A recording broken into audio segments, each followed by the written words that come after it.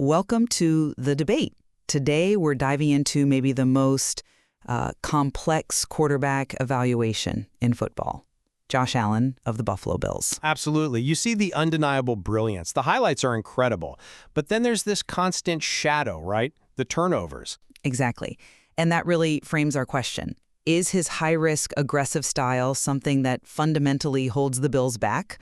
Or is that risk just part of the package? The necessary cost, for a unique franchise-carrying talent.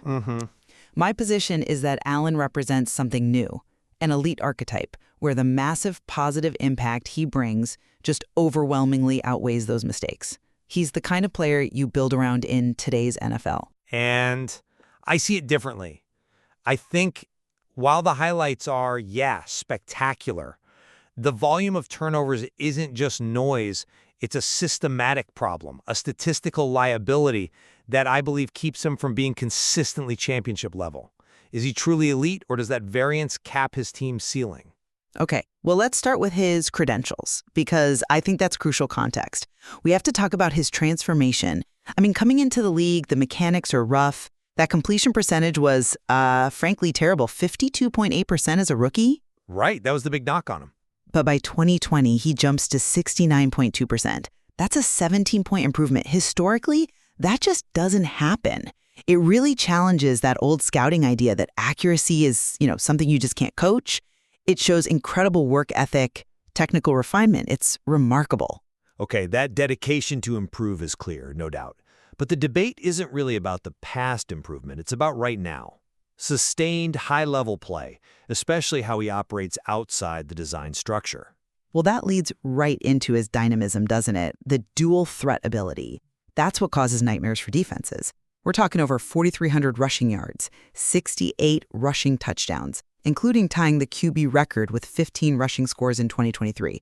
Defenses have to account for two potential plays at once, the pass or him just taking off. It's a genuine strategic bind. The rushing threat is undeniable. And look, the advanced metrics back this up. PFF gives him an 85.9 overall grade. For context, that puts him squarely in the top group of QBs in the league.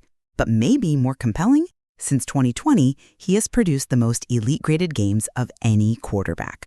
Nearly double Patrick Mahomes in that specific category. So it's not just good stats. It's week-to-week dominance according to some pretty sophisticated models. He is arguably the league's most explosive offensive force. Okay, I appreciate you laying out the sheer positive volume there, but we absolutely cannot ignore the flip side, the consequence of that volume, which is the cost. The raw turnover numbers, they expose what I see as a systematic issue. 111 career turnovers. He led the NFL in turnovers over that 4-year stretch, 2020 to 2023. That's not just like random variance. It's a pattern inherent in his style. But does leading in volume automatically mean it's a net negative? Well, let's look at the cost. We can quantify it, right? Using expected points added, EPA, which, basically measures how much any given play impacts the likelihood of scoring. Between 2020 and 2023, Allen's turnovers cost his team the worst negative EPA figure in the entire league, minus 302.9. Wow, that's a big number. It's a huge number. To put it in perspective, that's like wiping out roughly 5 full games worth of offensive production over just 4 seasons because of mistakes. And even if you adjust for his high usage rate, his turnover rate was still 2.8% of his dropbacks, second highest among qualified QBs. That level of, let's call it financial inefficiency on the field, it creates this massive statistical headwind. It's just incredibly hard to consistently win when you're spotting the opponent that much. Okay, that EPA figure, it demands attention. So let's tackle that cost directly, because I agree, this is where the debate really hinges. You frame the volatility as this fatal flaw, but we need to look at how the team actually performs when those turnovers happen. The Bills are 9-9 in games where Allen has 2 or more giveaways. That's .500 football. Which isn't great. Hold on, compare that to the league average. Most teams just collapse in that scenario. The average winning percentage is .229, barely winning 1 game out of 5. The Bills win half those games. It shows their offense is uniquely resilient. built to overcome the holes he sometimes digs. The high volume of positive plays compensates for the negative ones. See, I look at that 500 record in those turnover-heavy games, and I see the problem, not the solution. That's the ceiling right there. If you're talking about a truly elite championship quarterback, you simply cannot afford to be coin-flipping those critical games because of self-inflicted errors. Consistency matters most at that level. And honestly, the idea that the offense needs the chaos to function, that feels like making excuses for inefficiency. Would trying to coach out some of that extreme aggression really neuter him, as some say? Or would it just instill the discipline needed to go from spectacular to consistently winning? I'm just not convinced that dialing it back is the answer, because it ignores the sheer scale of the positive side. Look, yes, he ran more plays than anyone, 2,933 from 2020 to 2023. High volume means more chances for bad outcomes. That's just math. But weigh it against the production. 220 total touchdowns passing and rushing versus 102 turnovers. That's a net positive of plus 118. Right, but again, volume. It's a massive net positive. The turnovers feel like the unavoidable tax you pay for generating that level of offensive firepower. If you try to eliminate the aggression, you risk eliminating the very things, the improvisational plays, the tight window throws downfield that create those 220 touchdowns in the first place. The net result, I think, overwhelmingly justifies the approach. That's fair. And let's make the playoffs the ultimate test here.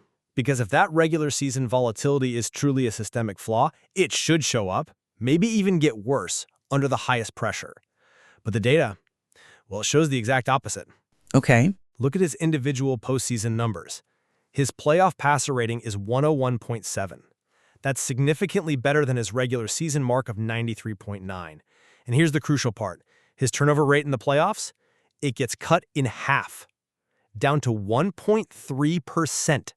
That's identical to Patrick Mahomes over the same period since 2020. Identical to Mahomes. Interesting. Right. This, for me, is the key counter-argument. It proves he can protect the ball, he can elevate his game, show discipline when the situation absolutely demands it.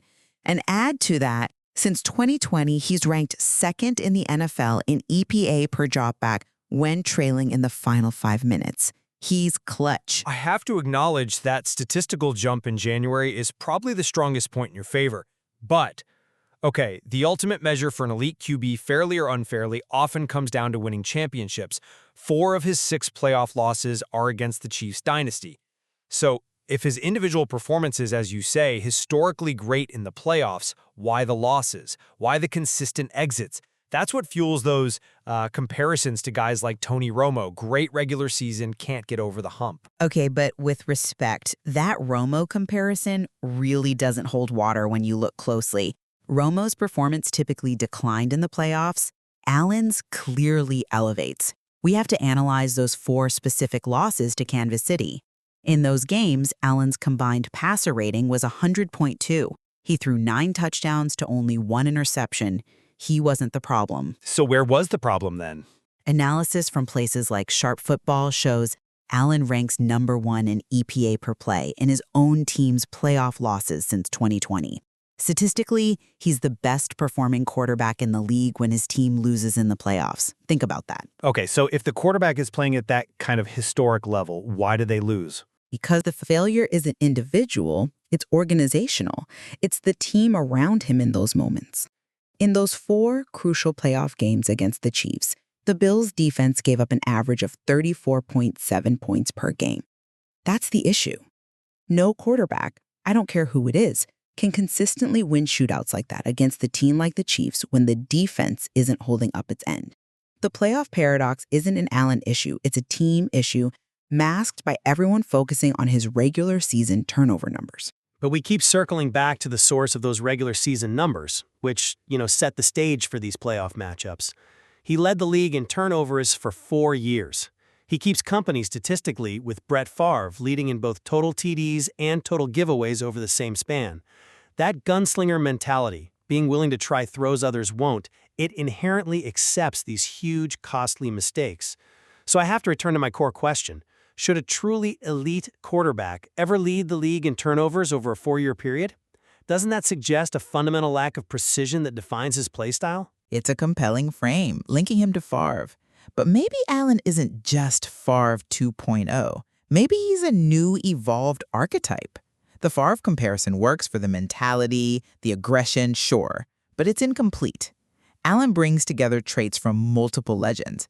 You've got Roethlisberger's size, his ability to shake off sacks. You've got Cam Newton's power at the goal line, that rushing production. You have Favre's arm talent and aggression. But crucially, he adds a postseason discipline that Favre frankly lacked. Remember, Favre holds the record for career playoff interceptions, 30 of them. Allen, as we discussed, demonstrably cuts his turnover rate when it matters most. This blend of power, developed accuracy, and proven clutch discipline, it makes him unique, incredibly valuable, and yes, unequivocally top tier in my book. I still land on this side that the sheer volume, the high rate of those turnovers, puts him firmly in high variance box. Yes, the positive plays are amazing, but that persistent cost, that negative EPA we talked about, it creates a statistical burden. It shrinks the margin for error for the entire team, forcing them into these high-pressure situations too often. It demands near-perfect play from everyone else just to compensate for the self-inflicted wounds. That volatility for me remains a major systemic question mark. So I'll wrap up my side by saying Josh Allen is a physical marvel. His individual excellence, his proven clutch ability, and especially that statistical jump and improved ball security in the playoffs, it all proves he's a franchise QB absolutely capable of winning a championship. The high turnover volume is a risk, yes, but it's a calculated, compensated risk, not some fatal flaw that disqualifies him. They maintain that the volatility is central to his story. We're left trying to evaluate this unique player where the data forces us to weigh incredible positive production against significant, ongoing negative variance. And until that systemic risk is truly mitigated, particularly in the regular season, I think the elite label has to remain somewhat conditional, tied to actually delivering that championship outcome. Leaving our listeners, as always, to weigh the evidence and decide where the balance truly lies with this modern football enigma. Thank you for joining us on The Debate.